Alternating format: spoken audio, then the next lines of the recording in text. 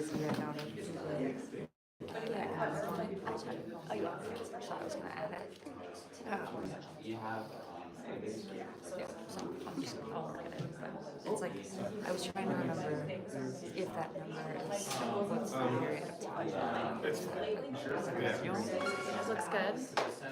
Cool. All right. Well, text me when you I finish. think I'll look that up real quick. Yeah. I don't have time to go to the bathroom. 5 minutes. I won't. You can run. Just let you know, for some reason, the desk phone, the normal number Okay, is going to thank put. you. Okay, bye. What did we say? Said it looks good. Oh yeah. Can she hear? Yeah. She can. Oh. Okay. She said it looks good. She was like wondering maybe horizontal, but it's too big. She said so. I think it's fine. Okay. I mean, we could turn it.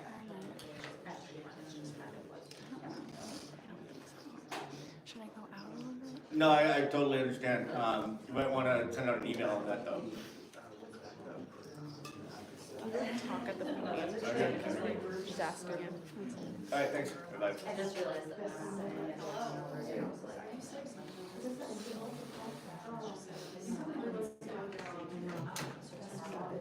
It works.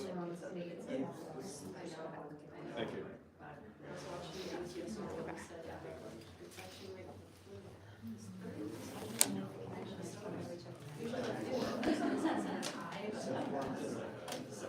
I think I just got over it. Oh,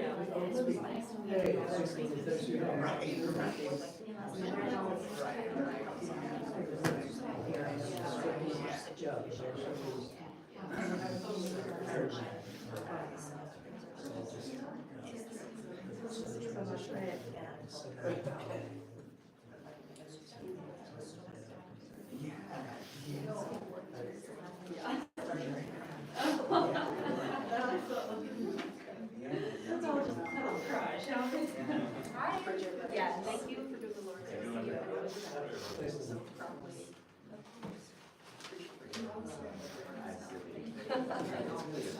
Oh, yeah.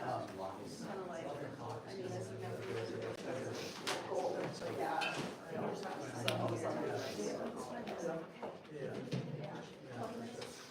yeah.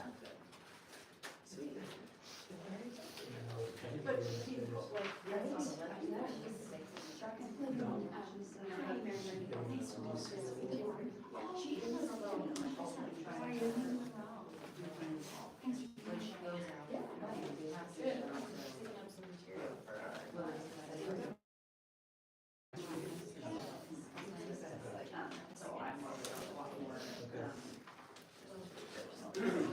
Born and fighting the flu all week. Come in and like, you come in today, I'm going to kill you.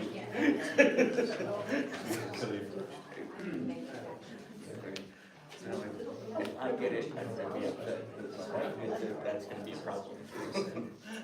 She has 0 days or something. Yeah, that would be great, yeah.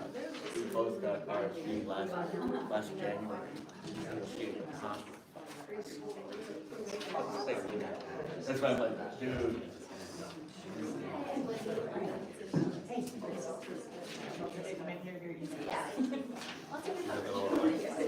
No, she has she's developing on it.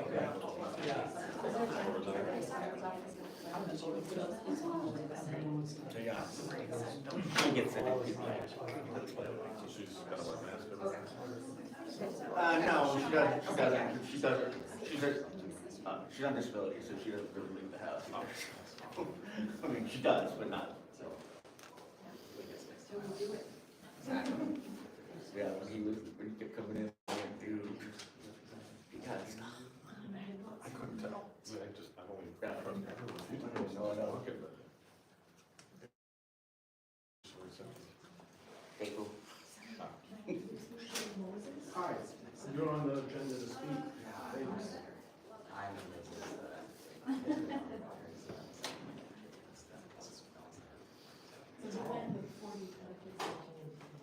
Oh, you were in the picture.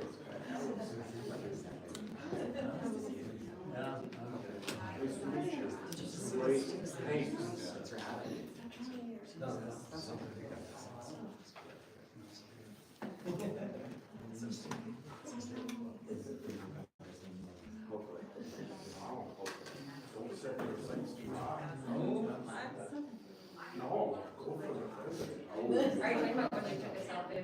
Dave, when you're like, say, like, I'm gonna do your job. We have to be 25, so not too much longer. Ready. Oh, yeah, we have to be a full 18, yeah. Really? 25 to be the 18 when it's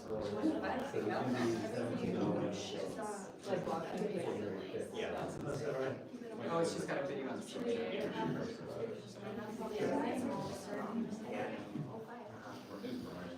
Yeah. Folks wanna maybe Jack, Moses, yeah, line up on that side.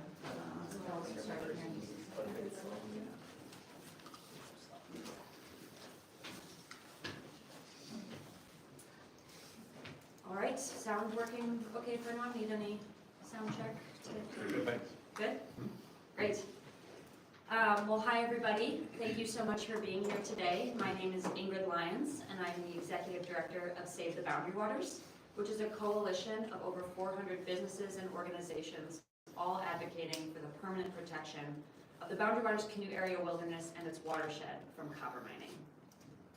The Boundary Waters is America's most visited wilderness and the crown jewel of Minnesota, with over 1.1 million acres of intact water, forest, and amazing recreational opportunities.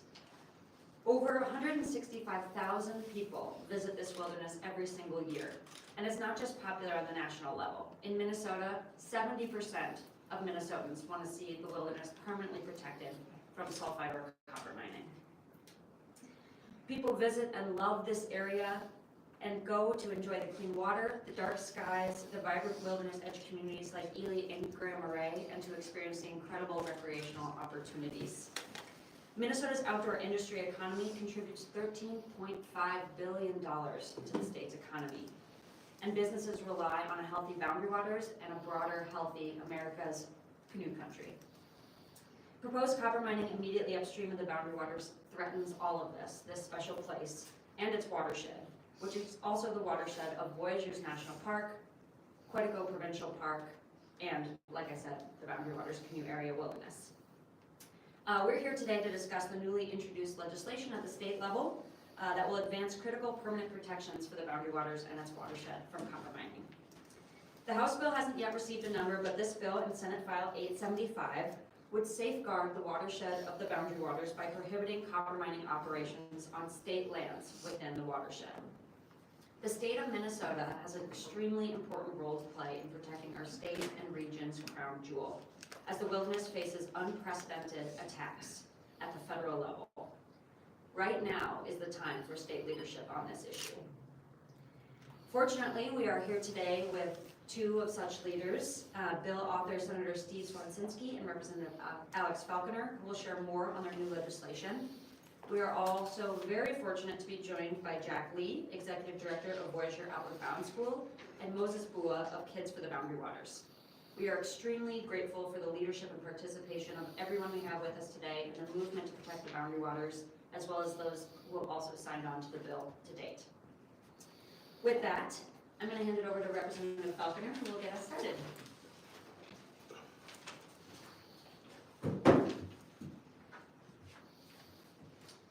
Good morning. Thank you for coming today and for your interest in the Boundary Waters Protection Bill. I'm Representative Alex Falconer, representing Project Eden Prairie in Minnetonka.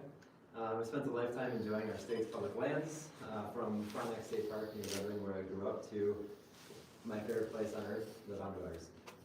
I'm proud to introduce the Boundary Waters Protection Bill. Amidst our vast and cherished public land system we have here in Minnesota, it is the crown jewel of the entire federal wilderness preservation system, the Boundary Waters. I'm going to start just with a quote from Sig Olson. He wrote this in 1946, that wilderness to the people of America is a spiritual necessity, an antidote to high pressure of modern life, a means of regaining serenity and equilibrium. Now that was in 1946. I think people think, oh, so far back then. You know, this is a few years before cell phones. Parents worrying about kids' screen time, kids complaining about their parents' screen time. And I have my own personal story with that. We were on a portage between lakes with our kids, and our oldest, who was 5 at the time, looked up and said, "Mommy, Daddy, I'm just glad you're not on your phones." It's kind of heartbreaking, but also very illustrative of what the boundary waters can mean to families when they go there. The boundary waters provides measurable benefits to Minnesotans as exemplified by Cwodzinski's quote. But the boundary waters isn't just an escape from modern life, it is integral to today's modern life, and is now the most visited wilderness in America. More than 160,000 Girl Scouts, Boy Scouts, church, youth, and adult groups, middle school, high school, college, and more head to the boundary waters every year. Families like mine have visited the wilderness for generations. People around the country and the world spend their vacation dollars here in Minnesota with the local businesses surrounding the wilderness. Minnesota has an over $13 billion outdoor recreation economy. Nearly $1 billion of that exists in northeastern Minnesota because of the boundary waters. And most of that is via the small businesses catering to getting people into the woods for the wilderness experience. Additionally, small Made in America manufacturing businesses like Ely's Steger Mudlucks and Wintergreen Northern Wear, a couple of examples of local businesses with international and national reach, and those exist because of boundary waters. The wilderness region is an incubator for small and medium-sized businesses, and that too is at risk, and their way of life needs protection. A massive mining district on the doorstep of the boundary waters would displace the current economy. Harvard economics professor James Stock ran a study demonstrating the negative costs that this could cause to the region. Close to 5,000 jobs, more than 100 million in income each year would be lost with the sulfide or copper mine in the area. Nearly a quarter of all residents have said they would leave the region if a sulfide or copper mining were to be approved. Resulting in estimates of more than $500 million in lost property values as a result. These figures show that a 20-year lifetime of a mine would lead to a depressed economy compared to what exists now in the long-term sustainable diverse economy that can exist for 500 years or more so long as we have a healthy wilderness. Simply put, sulfide or copper mining in the watershed of the boundary waters is bad economic policy. The Boundary Waters Protection Bill is simply that, a bill to protect the boundary waters from America's most toxic industry, which is hard rock mining, here in the form of sulfuric acid, which is particularly toxic when placed alongside fresh water. Excuse me. Sulfide ore mining always pollutes. It is inherent in the industry. Every sulfide ore mine in America and across the world pollutes nearby ground and or surface waters. Sulfates, when exposed to air and water, is just a quick chemistry lesson, readily create sulfuric acid, which will then leach into the nearby ground and surface waters. Then we come to the potential for the storage of waste rock from these potential operations. And the state of Minnesota already denied a proposal to host the tailing site on state school trust lands because there would be a liability risk to our school trust should there be a catastrophic event. I just want to end my remarks again with a simple point. This is not an anti-mining bill. This is a pro-boundary waters bill. Yes, I count myself as an environmentalist, though I am grounded in reality as an environmentalist and now as a legislator. Modern life requires mining. We require the minerals needed for cell phones and computers, etc. But while we look around the country and the world and with our friendly trading partners for to source the minerals and the material we need for this modern life, we need to place a specific protection on the places that are too vulnerable to put at risk to this mining activity.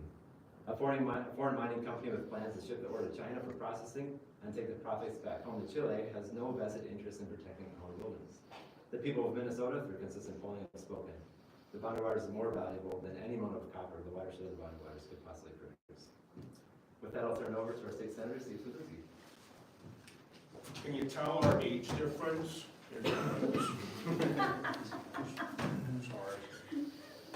Sorry. Thank you, Ingrid. Thank you, Alex. They're the experts on science of why we want this bill. They're the experts on the economics of the bill. I'll tell you about the soul of the bill. And I've missed 2 years. Alex doesn't know this stat yet. He's heard me say for years, I've missed 1 year of going to the boundary water since 1979. And now it's 2 years. I've missed 2 years since 1979 of going up to the boundary waters. It's where I go to get my batteries recharged. And the anecdote I love sharing, I grew up in Superior, Wisconsin in the 1960s. And you couldn't swim in the bay in Superior, Wisconsin. In the largest freshwater lake in the planet Earth, you couldn't swim in the bay because of mining.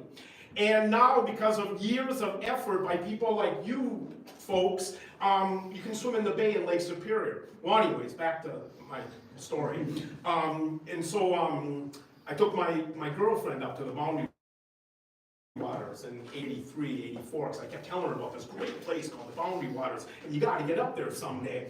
And she gets up there, and on our first trip up in the Boundary Waters, and she tells the story a lot better than me. She's in the front of the canoe, and she looks back at her boyfriend, and she looks in amongst all this wilderness and thinks to herself, this is the man I'm going to marry someday. Because of her love of that place, and her likeness of me.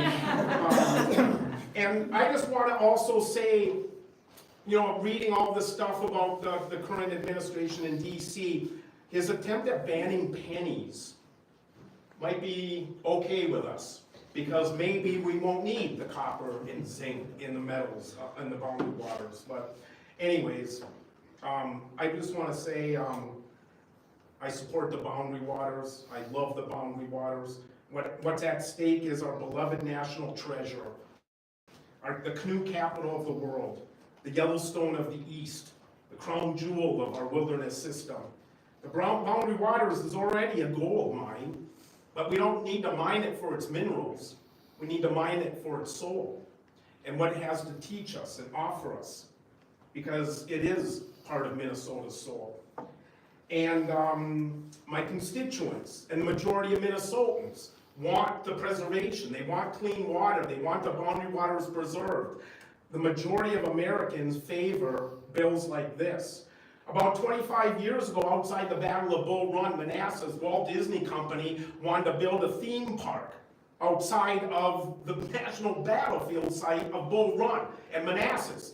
And there was a groundswell of legislation and popular opinion and rallies and demonstrations against a theme park outside this national treasure. That's what I await. I'm glad to hear from Moses, a young person, because I've been trying to get the Boundary Waters folks for years to get more young people up there, to get turned on by the magic and majesty of this place. Well, because of all that effort, they never built that theme park outside Battlefield Manassas. And places like Arlington National Cemetery and Gettysburg and Yellowstone and Grand Canyon would never allow outside of those boundaries what some people want to allow outside our national treasure. So, what I used to always tell my students is leave this world a better place than you found it. That's why we're all here on the planet Earth. That's what unites us, is we inherited a planet on the day we were born. Mark Twain once said the two most important days in a person's life are the day they were born and the day they figured out why. Maybe we need to have more people figure out that maybe why they were born was this will be their legacy, is folks like the people in this room will try to do a little step up a notch and leave this world a better place than they found it by preserving the beautiful place we call the Boundary Waters. Thoreau escaped to Walden all the time. And somebody once asked him, what do you find in Walden Pond? What is it about that place that you love so much? And his reply was something to the effect, so that when I come to die, I don't discover that I never lived. And that's why I go to the Boundary Waters and fight to preserve it. Thank you. Moses, okay. Thank you, Senator. It's on cold mornings like this that we wonder, why do we live in Minnesota? At the top of that list, why we live here, the Boundary Waters. Good morning, everyone. My name is Jack Lee, and I'm the Executive Director of Voyager Outward Bound School, or VOBS. We are a nonprofit. We're a part of the Outward Bound National Network of Schools, and for over 60 years, we have had a location up north on Birch Lake and the Kwishwi River, which we affectionately call home place. Over those 6 decades, we've been doing trips in the Boundary Waters, and we've served over 30,000 students up there. Our mission is to help our students, whether young people, adults, or veterans, realize on these trips that they can do far more than they thought, and importantly, that they can work together to do great things as a group. Our students tell us, Outward Bound changed my life, and the Boundary Waters is an important part of that.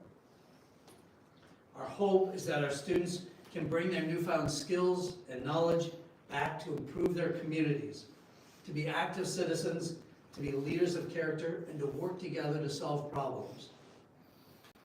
But this mission is threatened by the proposed mining outside of the boundary waters.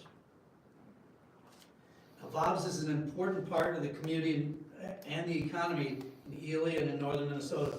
We operate year-round. In the summer, we employ 100 people. We have dozens of past staff and board members who live in and around Ely. We support the local community. We buy from local businesses. Our staff volunteer in the community. You know, they walk in the Ely 4th of July parade and they run in the Ely Marathon. Some of them canoeing or portaging with canoes. It's pretty amazing.